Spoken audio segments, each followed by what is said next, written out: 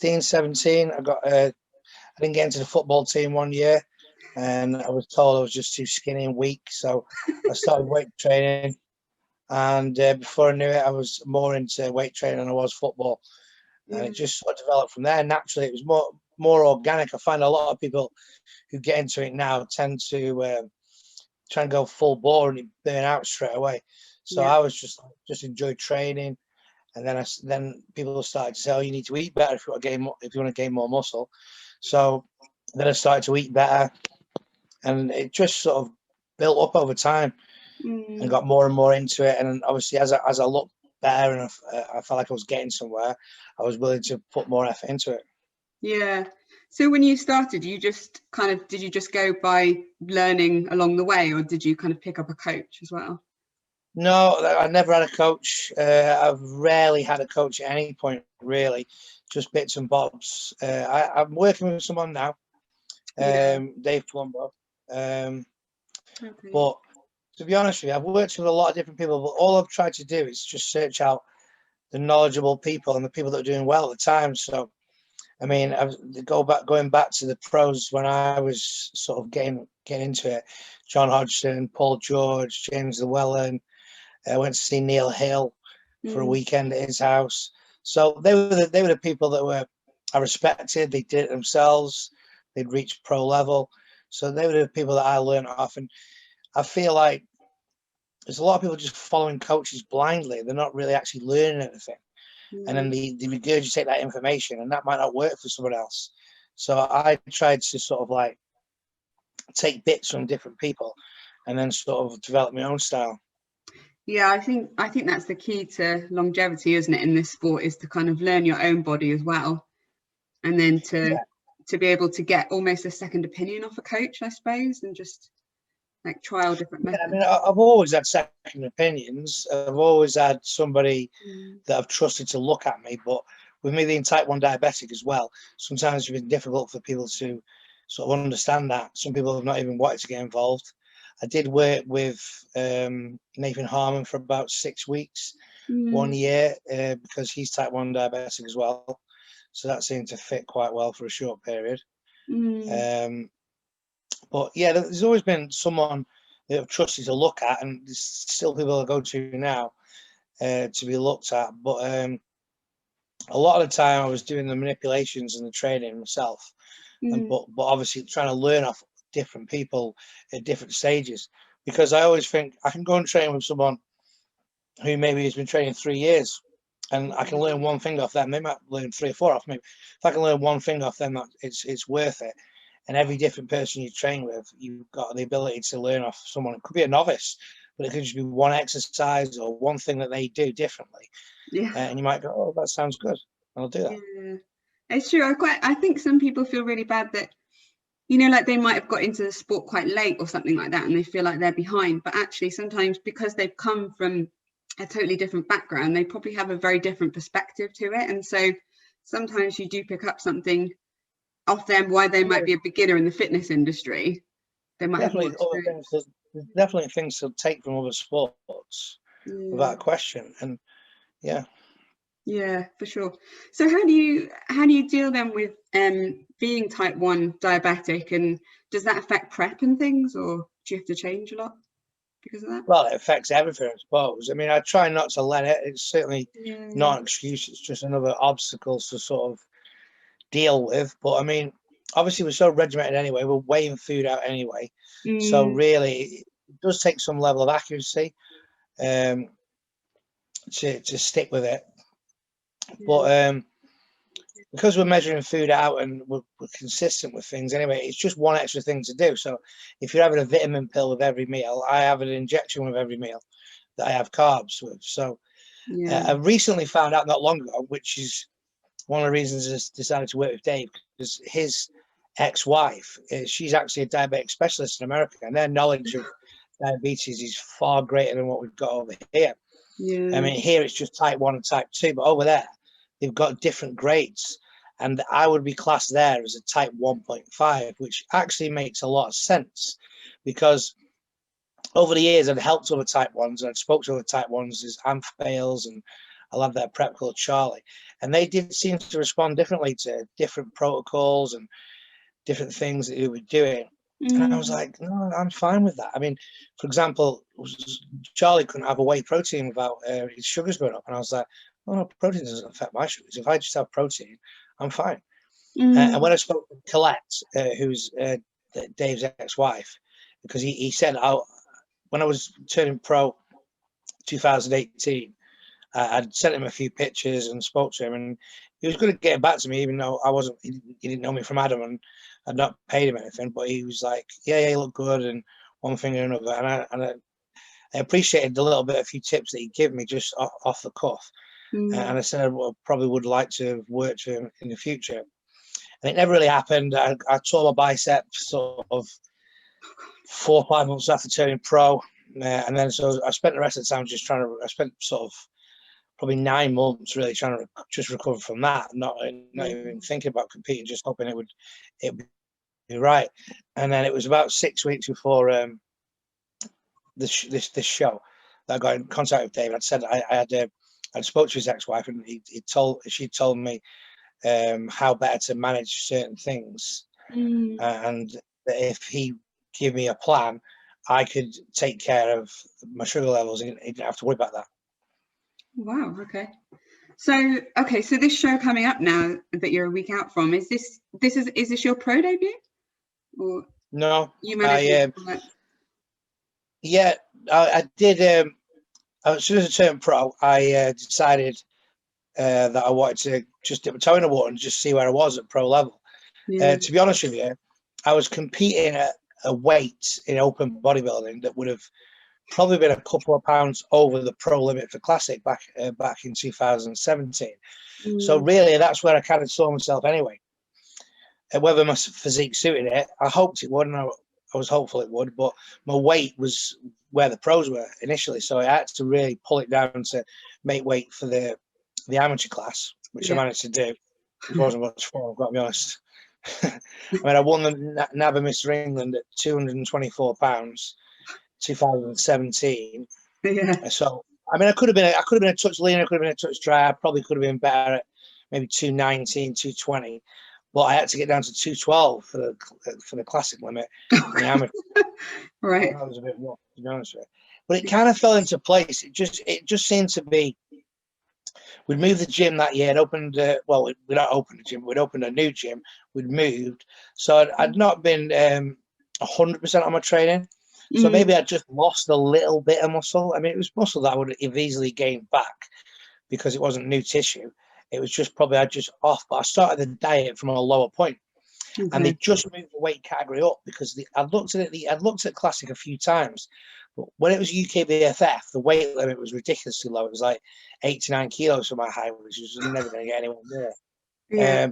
And then it was about 92 and a half, 207 pounds, and I was like, I can't get down 224, a winning stage weight down to 207. I thought, no, I can't do that. Yeah. But then I was emailing one of my clients, and I told him he needed to do 185 for his. He was doing Classic, and he said, "No, they've changed the weights. It's 190." So I checked mine, and it was 212, and I thought I could probably do that, even if I had to get in a sauna and not eat for a day or whatever it was. So I managed to make the weight, but because I felt like my weight was probably a couple of pounds heavier than that, certainly if I came in full. I was kind of sitting between the amateur and pro limit anyway. So I'd done I'd done a couple of shows, had a few warm-ups. I was competing around about 218, something like 219. I pulled it down to, I think, 211 at the weigh-in, and literally hoovered like a bowl full of rice, about 200 grams in about 3 seconds. It's on my Instagram. My face is so, but it's sucked in now, but it was terrible then. I remember I was queuing up with my mate in the queue, and we'd not realised, because my head was all over the place, that we actually queue in a certain position, and I was just sat there, and I realised the queue had just got bigger down the road. It was like 500 yards, so I got there early to weigh in as quick as possible, and realised I had to go to the back of the queue. So I was like, no. So yeah, I made the weight, and he was almost holding me up in the queue, to be honest with you.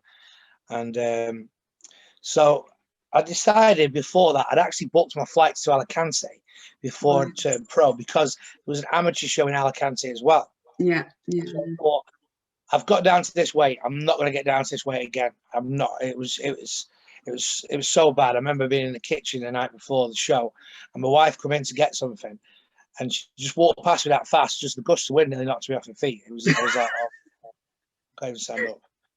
And she was like, what? I was like walking in slow motion, and it was just wow. So I was like, if I'm gonna do it, I need to do it this year. Yeah. Especially because I've like had a little bit of time off. I've been training, but I'd certainly not been using any supplements, and I'd not been 100%. I'd been focusing on moving the gym because I'm kind of all or nothing. So I wanted to get the gym done. I didn't want to spend 6 months doing it slowly, so I wanted to get it done. So we got it done. Like I say, that we made the weight, and I thought, I'm not doing it again. I'm not making that weight again. So I'd booked the flights to Alicante and thinking, if I didn't manage to get my pro card in the two bros at the Amateur Olympia in Coventry, that I would do the pro show, do the amateur show again in Alicante. And if I won my pro card, then I'm already doing a pro show. I would dip my toe in the water. So that's what I did. I won my pro. I won my class. I got second in the overall at Amateur Olympia, and then we went off to Alicante 2 weeks after that. Oh, okay. I placed 6th in my first pro show. Yeah. I managed to beat the lad that beat me in the overall at the amateur show, because I was just able to come in fuller. Yeah. And even though I think he came in heavier, I'm not sure he needed to be any heavier, whereas I knew I could carry an extra 5 pounds and it would make my physique look better. Yeah. And then I did the Dennis James Classic the week after that in Germany. Yeah. It's a good show, that. I've done that one. Yeah. And I did, and I got second there. And it was a split decision, so I was literally 1 point off. 3 judges had the David Hoffman first, who just got 11th, just got 11th at the Olympia last 2 years, and 2 judges had me first. So it was literally 7 points to 8. 1 point off. I don't think I'd have got out of Germany alive, to be honest with you, if I'd have won. No. I'd have been out the back door, gone quick. Did they? Because I did Dennis James, so I would have done it last year. So that would have been the year after you. But they treat their pros there like they're rock gods. It's amazing. There was 3,000 people in the audience. Alicante, there was about 20. 3,000 people in the audience. I felt like I was on a football stadium. Yeah. And Hoffman, after, it was about 2 hours signing autographs. I was like, who the hell is this guy? Wow. I mean, I've won shows in England. Everyone's gone, oh, no one gives a shit. It's like, after winning my pro card, I mean, what should we do? What should we do? Should we go for a meal? And in the end, I just thought, you know what? I don't even know what to do. I was happy. I was elated, but I was like, what do I do? No, it's different in a lot of countries. I went to China and I felt like David Beckham for the weekend. Really? I couldn't go to the toilet. I went down to the changing rooms, and it was literally about 50 yards. And I literally had to stop for every single person for a picture. They didn't know who you are. They're just not used to seeing you. So that happened. When I won in Prix. Yeah. I was on stage for about 45 minutes taking pictures of kids, women. Well, you take a picture of my wife? And I was like, yeah, okay. And I was like, I said to my wife was like, look, you need to eat something. You're diabetic. You've been on stage. You're dehydrated. She literally had to pull me away. But I didn't want to, because it was nice to be appreciated. And you wanted to enjoy the win. So it was good. Like I said, won shows in the UK. I don't know what it'll be like when we do the British Grand Prix in 4 weeks, whether it'll be any different. But obviously with COVID, probably not. But yeah, like you said, he was a hero in Germany. He was like a rock star, like you said. Yeah, it's a great show. We are living in the wrong country then for bodybuilding. We should have won the war. We'd have all been German and be appreciated. That was a bit of a joke. So your job is, obviously you are a full-time coach and you still own your gym and everything like that. So what is a kind of typical day for you? don't know if you have a typical kind of day. Yeah, typical day. I suppose at the start of prep, you know, up for cardio, take my little girl to school, start PT about 9:30, 10. Okay. Probably do 3 clients, then I train with a client, varies who we're training with. And then probably have 3 more clients, so like 6 or 7 clients a day, and then go on basically, I suppose. Yeah. So okay, and are you still PTing all through your peak week and everything? Yeah, I mean, peak week. This is a term that I don't really like. Yeah. Not that much change. You know, you should be closing on condition, looking the way you want to look. I mean, I am a bit flat. Surprisingly, I'm going to be very close to the weight limit because after the injury, I was thinking I was going to be back down to 97, 98 kilos like I was for the amateurs. And I just thought, right, I'm just going to bring the best condition and hopefully the shape will be all right. And as it's turned out, I've been around about 101 kilos for the last couple of weeks, but just getting tighter every time I've lost a little bit. I've had a bit of a refeed. Yeah. I've come back up and I'm the same weight, but I mean, the pictures, everyone can see that I'm getting leaner. Yeah. So and I'm so flat. Everything's just empty. It just feels like, there's nothing there. Yeah. Like, so I'm really looking forward to what I'm actually going to be able to do once I've weighed in on a Friday. I'm probably going to have to restrict the food because it's an evening weigh-in, but then at least I've got 36 hours to fill up. Okay. So I'm thinking I might get on stage at 103. It's a pretty good weight. Yeah. And then what will you do after that show? So you're going to do the British Grand Prix as well? Do you have other shows lined up? Yeah, I mean, there's a Romania show, so I mean that's probably only a couple of weeks after the British Grand Prix. So I'd have to see what happened at each individual show first. So, and is the goal? Yeah, I mean, definitely. Yeah, I mean, obviously, what the goal, like I say, not trying to be arrogant or anything, but I did feel like I know it's not about weight, but I just felt like when I was watching the classic guys, I was watching the pro guys.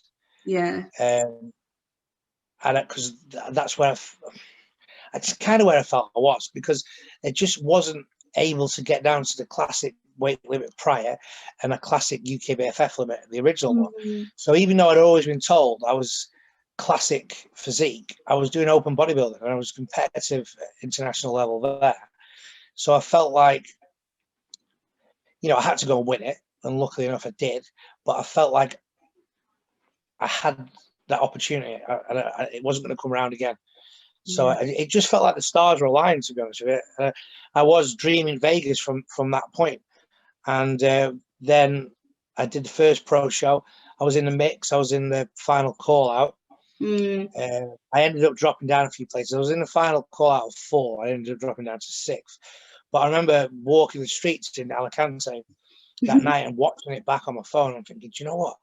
I was in a mix. I could have got points. I could have been on the Olympia score sheet, the qualification sheet in my first pro show. And then it pushed me to Dennis James the next week. And then I was like, I'll take 5th. I just want to get in the top 5. I want to get see my name on the Olympia points list. And I managed to get 2nd to a guy that got 11th at the Olympia. And when Dennis James emailed me and said it was close, I just thought, it was close as in, the judges had a decision to make between 1st and 2nd, but I still thought all the judges had him 1st. And when I realized it was a split decision, I was like, wow. Yeah. I was as close as you could possibly be without doing it. I thought it was going to be closer between 2nd and 3rd. And the guy that got 3rd ended up qualifying for the Olympia because he won a couple of shows in America later that year. Oh. So he's really, obviously, I got the injury, and that was just the way it was. So yeah, I had to accept that. So yeah, now coming back to this, then that is the ultimate goal. I mean, that's got to be the ultimate goal of anyone. I never ever dreamed it'd be true because Classic didn't exist when I got into bodybuilding, first competed in 2006. So to think about standing on the Olympia stage next to Ronnie Coleman and Jay Cutler, who were the guys at the time, you got more chance of playing with Ronaldo, Brazilian Ronaldo at the time, for England football. It was because of the genetic freaks, obviously. Yeah. for muscle mass. I mean, obviously you've got to have good genetics for classic, but you've got to have the right genetics. Yeah. I mean, these guys are just so huge. It's crazy. And it's still the top level of bodybuilding. No one can deny that, because that is the ultimate, if you like. Yeah. So massively appreciate that. But I do think for most people, the classic is a healthier look. It's a healthier feel. I mean, because I think the problem exists with the guys that are sort of like in between classic and open. And what are they going to do to try and get to that open level? What are they going to be using? Because I wasn't willing to use this, that, and the other, and eat this, that, and the other to try and push my body weight up 10, 15 pounds, and still never even probably ever turn pro in open bodybuilding, let alone be competitive. And then when classic was there, it was like, all right, well, that pretty much is my. If I was going to pick a weight that would be the limit for classic bodybuilding, that would be my weight. So it just felt like someone's put their numbers there for me. So let's give it a go. But it's such a beautiful class, though, classic. I mean, for the posing side of it, if nothing else. I mean, obviously aesthetically as well, but yeah. Yeah, I love the pose as well. I've always been a Sean Ray fan, and Leela Brada, and I've got a nice pose routine ready. Perfect. I can't wait. I'll have to watch that. I've got the Alicante feed, so I'll be able to watch. Yeah. Hopefully I'll be able to play the music, because I know I've been watching Two Bros today. Yeah. I've just seen Ryan won his pro card. Yeah. Ryan I saw that. I've just seen that. But you can't obviously see the posing. You can see the posing, but you can't hear the music. So hopefully in Alicante, they might be able to bypass the copyright laws. Yeah. Oh, hopefully. Okay, so what I always ask everyone this question, but what do you think is the most important thing to do well in this sport? Do you think it comes down to something like genetics, or do you think it is work ethic, or like a whole genetics? You can't be at the top level of any sport in the world. Whether it's darts, you've got to have hand-eye coordination. That is genetic. Yeah. You know, some people just haven't got hand-eye coordination. So without genetics, you can't. Your ceiling's limited. But the most important factor outside genetics is your ability to work hard and push, because you can have the best genetics in the world, and if you're not willing to get there, you're always going to be sacrificed. So genetics are essential to reach the top level of any sport. And anyone who says any different, I could run with Usain Bolt every single day, do his training, and I'm not going to run that fast. I'd run faster, because if I was doing everything right, I would run faster, but I'm going to be limited probably to about 12 seconds. That's not 9.5. Yeah. It'll be all that jerk chicken he eats, or whatever he said it was. Was it KFC or something? Well, it was McDonald's. He went to McDonald's, but it was only because he only trusted that food. He came out later and said, look, I don't normally eat McDonald's, but I wanted something to eat. And the only thing that was there that I recognised, which is obviously worldwide, was McDonald's. So it felt like that was safe. Brilliant. If only we could do that. Okay, so what are your future goals then? I mean, obviously, I guess one is to stand on the Olympia stage. The future goal is just to qualify for Olympia. If I do that, I don't want to die tomorrow, but I will die a happy man at some point. Okay. And what are you most proud of kind of to date within your career? Because you were the first classic UK pro bodybuilder, right? I'm sure I was. Yeah. I mean, I know Darren Ball turned pro prior to being classic and came down to classic, so that's a technicality. But I think I was the first one to actually win it as a classic physique. Yes. Yeah. Okay. That's quite a mantle to hold. I mean, obviously that's the proudest moment. That was an international show. There was 20 odd people in my lineup. There was 20 people in each individual class. So I've been to the other amateur Olympiads and the other shows, and you know, it was as good as any class that I've seen, any shows that I've seen. So yeah, I was really happy with that. But then I suppose getting second at the second pro show and almost qualified for Olympia, even though it's a second place, and that's the tiniest little bit that niggled me a little bit, because I just, don't get me wrong, the second place in Dennis James was like way above what I thought, and I couldn't be buzzing anymore. But I said to my wife, and this might sound bad, or it might sound good to some people. I mean, if you're a winner, you're a winner. You at least aspire to be a winner, surely. And I won my class, and I just wanted that overall, because I didn't feel like if you'd have won the pro card for winning your class and giving you a pro card, I'd have been elated because I won it. But I felt like I'd been given it for second place. So Yeah. it just took my edge off. And I said to her, I said, is it wrong that I just don't feel like I won?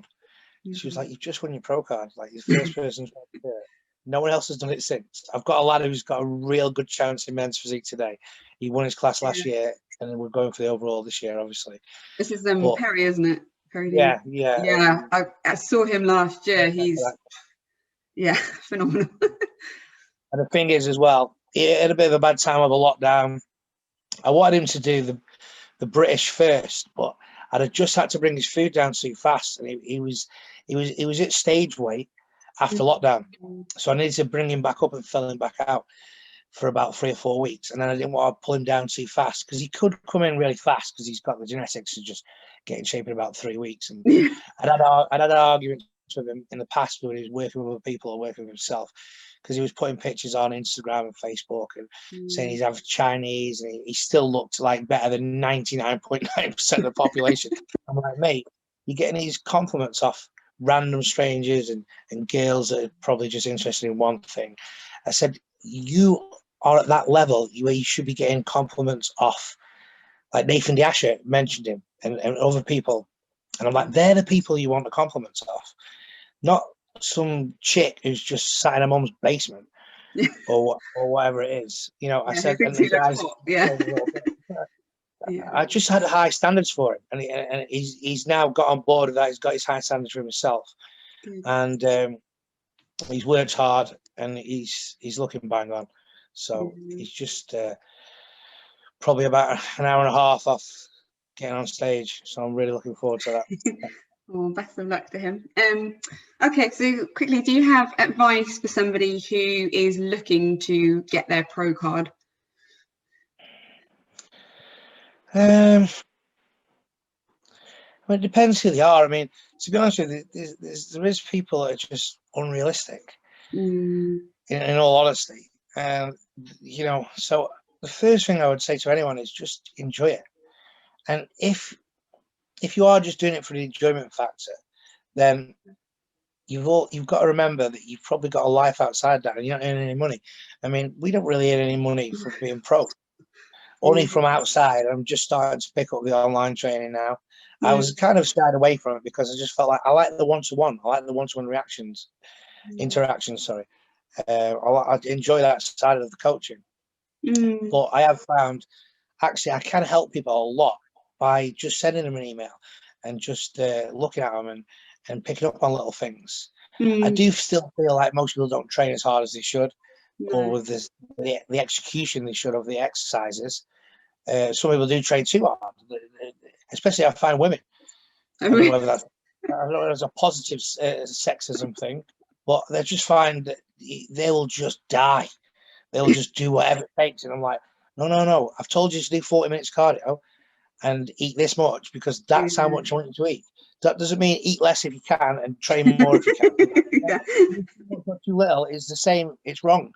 There's an optimum amount. I'm not always going to get it spot on. Because it takes some experience of working with different people, but it's going to be closer than what you are if you just guess it. I suppose that would be a good piece of advice for anyone who's turning pro. You can try too hard. If you have got a coach, do what they say. That's a fucking simple thing. I know. People will try and push too hard. People will, just make little corner cutters. But I think at the level when we're turning pro, I think it's more a case of people trying to do that a little bit too much.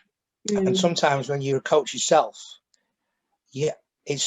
I'm better at coaching when I'm prepping because my head's on it. My head is in it 100%. I'm sleeping it, drinking it, eating it, breathing it. And, people ask me dumb questions. But you know what? I'll probably ask myself the same question 5 minutes ago. And then I've answered them. And I'm like, yeah, sure, get out your own mind. And the only reason I have a coach, I've like I said, I've worked with some great people, especially some great British people. And obviously now Dave, because I always think it's worth whatever it costs to learn one or two different things. It makes you a better coach. Of course, yeah. And the day you think you know everything is the day you might as well give up, because nobody knows everything. You can always be open to learn, or at least understand someone else's point of view. So if you, like I say, you're gonna have to follow what someone else does and listen to them, because otherwise there's no point having a coach. No, you're just But wasting you money do get, paying them, aren't you? yeah, of course, you do get in your own head. You do get in your own head. So one of the main reasons that I think a lot of these top guys, there's a lot of top coaches who have got coaches, but what they're doing is stopping. I don't have to think about what I do. I've just got to do it. Yeah. I worked with a lad last year on a term pro who I actually prepped for his first show. He's an actual bodybuilder. He's just got a background in nutrition. He went to Loughborough, got a first, got a master's. So his knowledge of nutrition is second to none. But there is an experience side of it, and there's another side of bodybuilding that obviously hasn't got experience on. And that's what I wanted to rely on, because there's other things I think should have take that out, should have put that in, should have changed that. Whereas these questions are now being answered for me, and I just like, okay, I'll do it. Now, if it doesn't work, I'm not going to blame anyone. I'm just going to be like, okay, then maybe I'll do something different for the next one. Or we'll discuss that and say, well, maybe you should have dropped that. Maybe you should have taken it in. Maybe you should have done more of that. Maybe you should have done this. And you'll learn from that as well, because every experience that goes wrong is an experience that you can learn from and make it right next time. You do, and you learn a lot more from the things that go wrong than the things that went right, I find. Yeah, of course, yeah. So, yeah. I mean, if it all goes right, maybe you don't need to learn anything, but you can win. But nobody goes through life winning everything at the first attempt. It just doesn't happen. No, that's true. Okay, so these are like little quick fire questions. This one's probably a bit mean when you're a week out, but your favorite guilty pleasure food? This is going to sound sad, but Dave says to me about having McDonald's as a refeed, and I refuse to have it. I make my own burgers with steak beef burgers and bagels. I just won't even go into McDonald's at all. Yeah. I'm not a big sweet tooth eater because it makes me feel bad being diabetic. So I eat food. I like food. I'll probably like a spaghetti bolognese, chicken fajitas, which in the off season is all good food. Obviously, I can't have it now. Yeah. I've probably got one. Again, it's probably sad, where I have a couple of scoops of a chocolate or a chocolate peanut butter protein shake. I actually have peanut butter. Obviously, if I'm going to have it as a treat, I'll probably have like 200 grams of it, and then I'll put some honey in that. Stir it up. It makes like a chocolate, high protein, high fat, still zero carbs. Snickers bar. Nice. So sometimes I get tempted with that. And the worst thing about that is I'm tempted to have that because I think, well, it's no carbs, so I don't have to have any insulin. So I'll get away with that. Which is worse, because if I see a cake on the side, I'm like, no, I don't want it. I don't need it. Yeah. Oh, that's odd. Favorite place that you've been in the world? Oh God. I mean, it's really hard to. Supri was really nice in Italy. Yeah. Venice was really good because we had such a good team atmosphere when we were competing as amateurs. The WABA, we were all in different classes, so we had a really good team environment. The Philippines was beautiful. It was like indoor. China was crazy. I went to Phoenix and competed in the NPC over there.